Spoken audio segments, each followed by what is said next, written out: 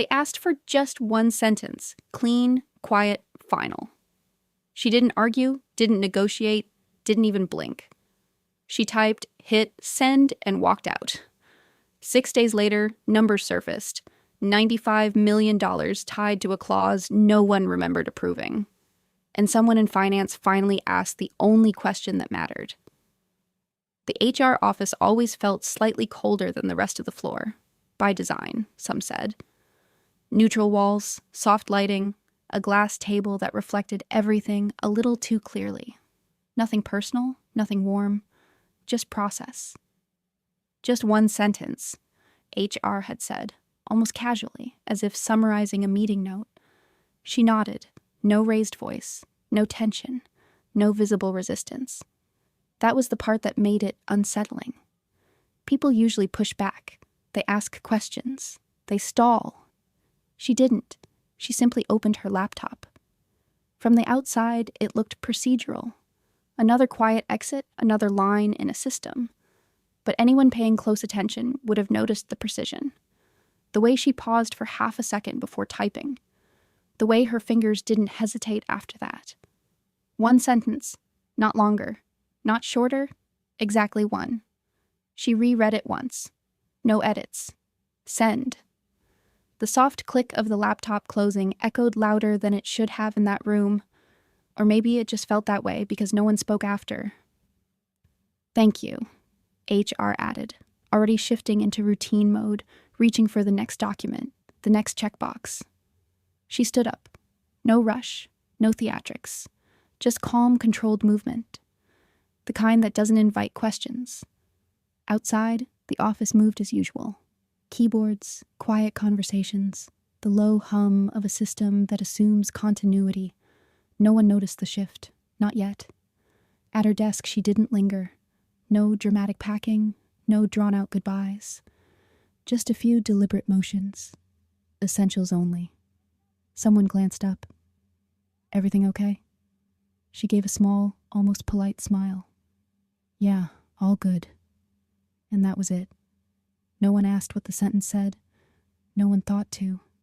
Because in a place like this, words are everywhere. Emails, messages, reports.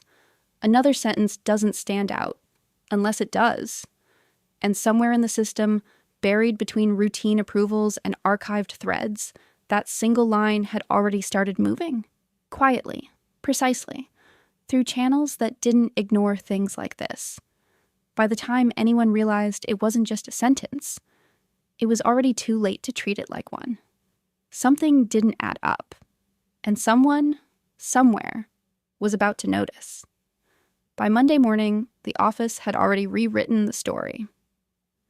She resigned, someone said near the coffee machine, stirring sugar like it explained everything. Quietly, another added, with the kind of certainty that comes from knowing very little. HR had closed the file. Status complete. Manager notified. Access revoked. Another clean exit. But systems don't forget as easily as people do. At 9:12 a.m., a routine report landed in finance. Automated, scheduled, ignored at first. It sat there among dozens of others, identical in format, harmless in appearance. Just another spreadsheet breathing quietly in a crowded inbox. At 9:37, someone opened it. Not because it looked important, because something felt off. A number slightly out of pattern. A column that didn't reconcile the way it usually did. They scrolled, paused, scrolled back. Wait, the analyst murmured, leaning closer to the screen. There it was. A line item tied to her name. Still active. Not supposed to be. Not after Friday. They refreshed the system. Still there. They checked the contract registry. And then the room changed, because buried deep, past onboarding docs, past revisions, past the layers no one touches unless they have to, was a clause. Clean. Valid. Approved. Triggered by a condition so specific it was almost invisible. Almost. The analyst didn't speak for a full 10 seconds. Then quietly, "Can you come look at this?" 2 more people gathered. then 3. No one raised their voice. No one panicked. But the silence shifted. Numbers began to connect in ways they shouldn't. Projected liabilities recalculated themselves. Dependencies surfaced. Timelines overlapped perfectly. And then the total appeared. $95 million. Not theoretical. Not speculative. Structured. Enforceable. One of them leaned back slowly. That can't be right. Someone else whispered, "Check the trigger." They did. The room went still. Because the trigger wasn't complex. It wasn't hidden behind legal jargon or layered conditions. It was simple. One sentence. Timestamp matched. Authorization valid. Sequence intentional. "Who approved this?" someone asked, already knowing the answer wouldn't help. Another voice quieter. "No, the question is, who noticed?" Because the system hadn't flagged it. HR hadn't escalated it. Management hadn't seen it coming. But she had, 6 days earlier. And now, somewhere between finance and legal, a realization was forming. Slow, heavy, undeniable. This wasn't an exit, it was a mechanism. And they had just activated it. If one sentence can move $95 million, imagine what the next line will reveal. Subscribe now. You don't want to miss what legal uncovers next. By 11:06 a.m., the file had a new destination. Legal. No announcement. No escalation email with red flags and bold text. Just a quiet forward, subject line unchanged, tone deliberately neutral. The kind of transfer that signals control, even when control is already slipping. The counsel who opened it didn't rush. Years of pattern recognition had trained him to distrust urgency. Real problems don't arrive loudly. They settle into documents, align themselves in clauses, and wait to be read correctly. He skimmed the summary first. Termination, voluntary, standard. Then he opened the attachment. The contract unfolded line by line. Clean drafting, precise language, no unnecessary ornamentation. Someone had written this with intention, not just to define terms, but to control outcomes. He slowed down at the amendment section. Not recent. Not highlighted. Integrated. A small sound, barely audible, but enough to make the junior associate at the next desk glance over. "Everything okay?" He didn't answer immediately. Instead, he scrolled back to the triggering condition. Read it once. Then again, slower. Not complex, not aggressive. Just exact. He reached for the exit document, the one-sentence resignation, opened it side by side, compared wording, timestamps, sequence. His expression didn't change, but something behind it recalculated. "Get me the CFO," he said, still looking at the screen. The associate hesitated. "Now." A pause. "Yes. Now." Minutes later, finance joined. Quiet steps, measured breathing, the kind of controlled presence that comes from already suspecting the outcome. They didn't exchange pleasantries. The counsel rotated the screen. "Walk me through the exposure." The CFO didn't sit right away. He leaned forward, eyes scanning, recognizing fragments before the full picture formed. Numbers first, always numbers. $95 million. He exhaled slowly. "Is it enforceable?" The counsel didn't answer with words. He tapped the clause, then the trigger, then the sentence, a sequence, clean, closed. The CFO straightened. "No mitigation." Another pause, slightly longer this time. "Only if the trigger is invalid." "And is it?" Silence, not empty, evaluative. Because invalidating it would mean unraveling approvals, questioning internal authority, exposing decisions no one wanted re-examined. The counsel finally leaned back. "It's valid." The word landed heavier than the number. For a moment, neither of them spoke.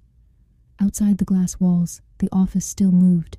Emails sent, meetings scheduled, conversations looping through familiar patterns. No one knew the structure had shifted. Inside, The equation was different. "This wasn't accidental," the CFO said quietly. "No," counsel replied. "It wasn't." He zoomed in on the resignation line again. One sentence, no excess language, no ambiguity.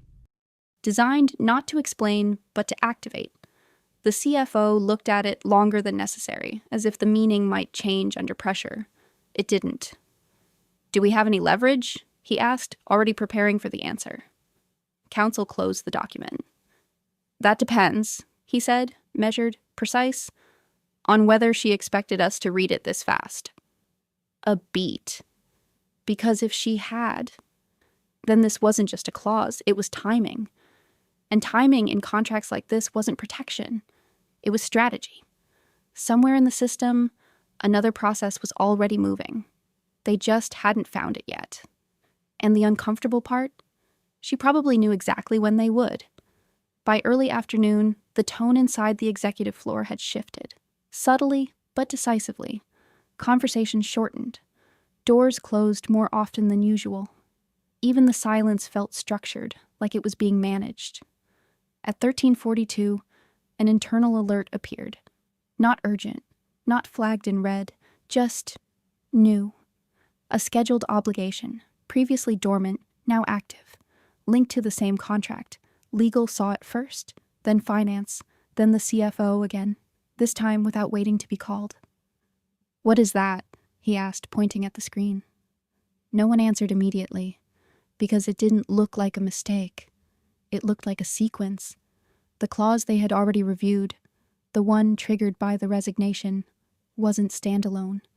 It referenced a secondary provision, clean cross-linking, properly indexed, fully approved, no loophole, no ambiguity, just layered design.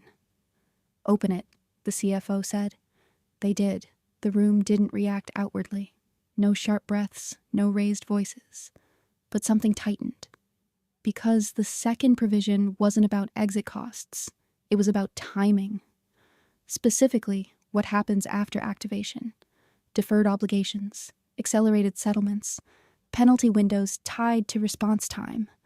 Everything aligned around one thing, speed, or more precisely, delay. The counsel leaned forward, scanning faster now. "She built in a response threshold," he said. "How long?" the CFO asked. A pause. 72 hours. From trigger. From Friday. The CFO didn't move. Then we're already inside it. No one corrected him, because they were. Every hour that had passed since the resignation wasn't neutral. It was part of the mechanism. Silent accumulation. Structured escalation. "What's the exposure if we miss it?" someone asked quietly. Legal didn't answer right away. He didn't need to. The numbers were already recalculating on the adjacent screen. No longer static, no longer capped. Dynamic. Scaling. "Why didn't this surface earlier?" the CFO asked, sharper now, not emotional but focused. The answer came from the analyst, almost reluctantly. "It wasn't supposed to, unless the trigger condition matched exactly." Which it had, perfectly. Not just the sentence, the wording, the structure, even the punctuation. Everything aligned. The CFO looked back at the document, then at the clock. Time wasn't passing anymore. It was counting. "This is intentional," he said. No one disagreed. Because accidental clauses don't synchronize like this. They don't cascade. They don't wait quietly and then unfold with precision. This was architecture, and they had just walked into it, step by step, exactly as designed. The counsel closed the file slowly. "There's one more issue." The room stilled again. He tapped the final section, barely noticeable, sitting at the bottom like an afterthought. Assignment rights, transfer conditions, activation upon enforcement window. The CFO frowned. "Meaning?" Another pause, measured, careful. "It means," counsel said, "if we don't respond within the window." He didn't finish the sentence. He didn't need to, because everyone in the room understood what that implied. Control wouldn't just shift.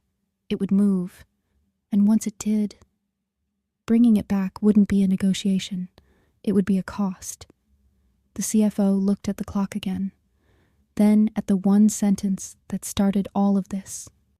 And for the first time since morning, his voice dropped lower than before. Find her. Because whatever came next, she had already planned for it. They found her faster than expected.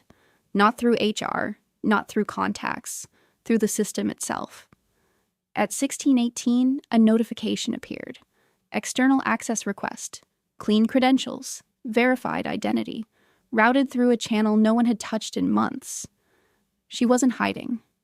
She was waiting. The meeting wasn't scheduled. It assembled itself. CFO legal. One secure line. No assistance. No notes. When the screen connected, there was no delay. She appeared exactly as they remembered. Composed, precise, as if the last 6 days hadn't been absence, but positioning. Thank you for joining, the CFO began. A standard opening. Useless here. She inclined her head slightly. Not polite, not dismissive, just controlled. I assume you've reviewed the clause, she said. No small talk, no buffer, straight to structure. Legal stepped in. We've reviewed the primary and secondary provisions. We're assessing. You're inside the window, she interrupted calmly. Not a guess. A statement. The CFO didn't deny it. Yes. A brief silence followed. Not empty, calibrated, because this was the moment where most people push, threaten, negotiate too early. She didn't. Instead, she let the silence do its work. You designed a cascading trigger, legal said finally. Resignation is activation. Time-based escalation. Assignment rights if unmet. A pause. Then, almost reluctantly, that's sophisticated. A flicker of something crossed her expression. Not pride, recognition. It's standard, she replied. If you expect timing to be ignored. The CFO leaned forward. What do you want? Direct, efficient, late. She didn't answer immediately. Not because she didn't know. Because timing, again, mattered. You already have the terms, she said. They were approved. That was before you read them, she finished. Clean. Accurate. Uncomfortable. Legal tried a different angle. Assignment transfer is an extreme measure. It's a protective one, she corrected. For you. For the structure, she said. I don't confuse the two. Another pause. Longer this time. Because the room was starting to understand something they had missed all day. This wasn't about emotion, or reaction, or even leverage in the traditional sense. This was execution. You're prepared to enforce? The CFO asked. Finally, the real question. She looked at him steadily. If the window closes, she said, the mechanism completes. No threat, no emphasis, just outcome. The CFO exhaled slowly, eyes dropping for a fraction of a second, calculating, recalibrating, conceding nothing but acknowledging everything. Then let's discuss resolution. And there it was. Not a reversal, not a defeat, a shift. Because 6 days ago they thought they were closing a file. Now they were negotiating inside it. She gave a small nod. Then we should start with the sentence, she said. Legal frowned slightly. The resignation? A faint pause, almost imperceptible. No, she replied. And for the first time since the call began, the room didn't anticipate the answer. They waited. She held their attention exactly where she wanted it. Then, the one you didn't read carefully. Silence. Not the passive kind. The kind that arrives when control changes hands, and everyone present feels it at the same time.